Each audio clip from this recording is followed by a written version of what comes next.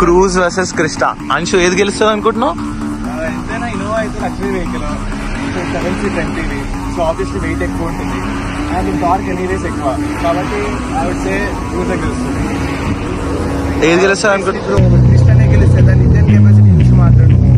Cruise ఏముంది చూస్తున్నాం, ఎంత ఇంజన్ పెద్దగా ఉన్నా కూడా టార్క్ ఎక్కువ ఉన్నారు. ప్రాక్టీస్ చేస్తాం కదా, వేరుగా 18 360 టార్క్ చూద్దాం. మరి 1900 అంశు టాప్ స్పీడ్ ఎంత క్రూజ్? 200. నువ్వెంత వెళ్ళినావు? I guess the Cruise versus Innova Krista, the Cruise versus Innova Krista. So Chevrolet Cruise లో 2 liter inline 4 turbocharged diesel engine వస్తుంది. ఇది 380 న్యూటన్ మీటర్స్ టార్క్ ప్రొడ్యూస్ చేస్తుంది. ఇది టర్బోచార్జ్ అనమాట. ఇది టర్బో వస్తుంది. ఇది Innova Krista. ఇది కూడా inline 4 టర్బో. ఇది 360 న్యూటన్ మీటర్ టార్క్ ప్రొడ్యూస్ చేస్తుంది అట్ 2,600 RPM. ఇది 2019 మోడల్, ఇంకా అదేమో 2012 మోడల్.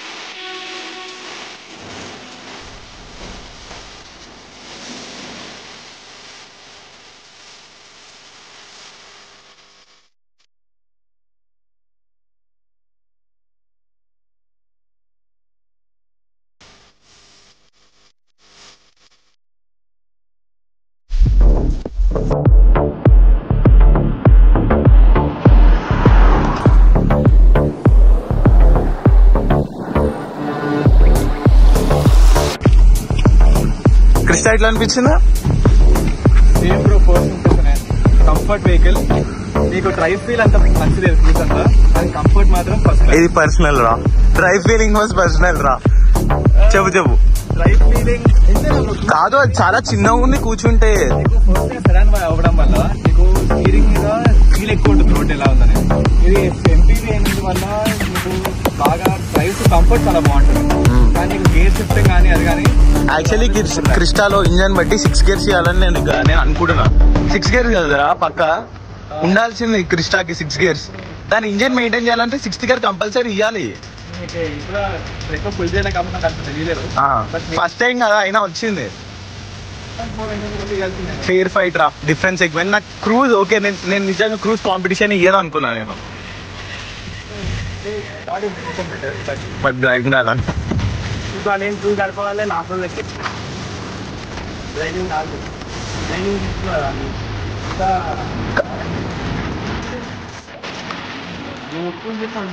అంశు ఫస్ట్ రౌండ్ తర్వాత ఏమైంది?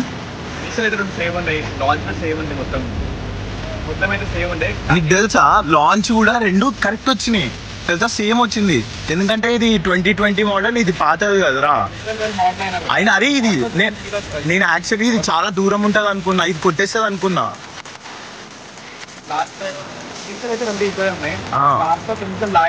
నేను క్రూజ్ ఏదో అనుకున్నా, వచ్చింది బ్రో. నీకు డ్రైవింగ్ ఆల్మోస్ట్ వచ్చింది. అరే క్రూజ్ కే పాయింట్స్ ఇవ్వాలరా చేతన్. ఏది బాగానే వచ్చిందంట. అది 2013 కార్ 2020 కార్ కి టఫ్ ఫైట్ ఇచ్చింది. అవును, కొంచెం స్పీడ్ పోయినాక అప్పుడు కొంచెం దాగా అనిపిస్తుంది. లైక్ ఈ క్రిస్టా రేసింగ్ కంఫర్ట్ కి బాగుంటది. లైక్ కంఫర్ట్ కి స్టార్టింగ్ లో పికప్ అయితే ఇది స్టార్టింగ్ ఉంటది, ఎందుకంటే 2020 కదా 2013 ఇచ్చిన కాంపిటీషన్ ఇచ్చింది క్రూజ్.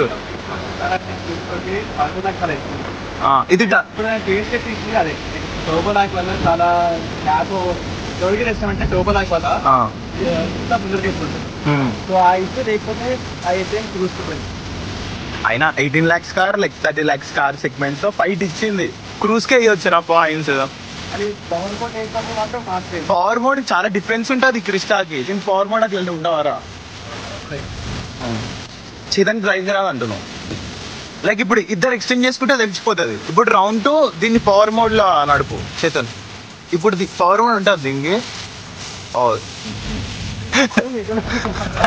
ఇంకా పవర్ ఇప్పుడు పవర్ మోడ్ లో నడుపు. ఓకేనా? Power mode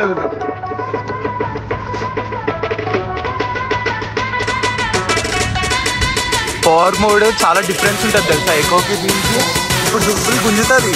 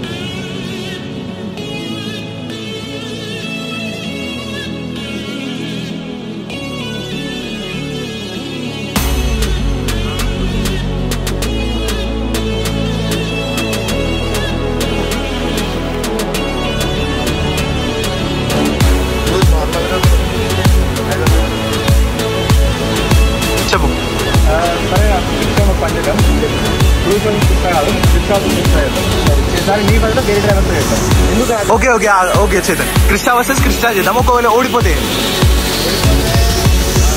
fine. ఓడిపోతే 2 నువ్వు మళ్ళీ వాటర్ తాగదు. 10 minutes వరకు అట్లానే ఉన్నా జోలో చూస్తే పక్కా.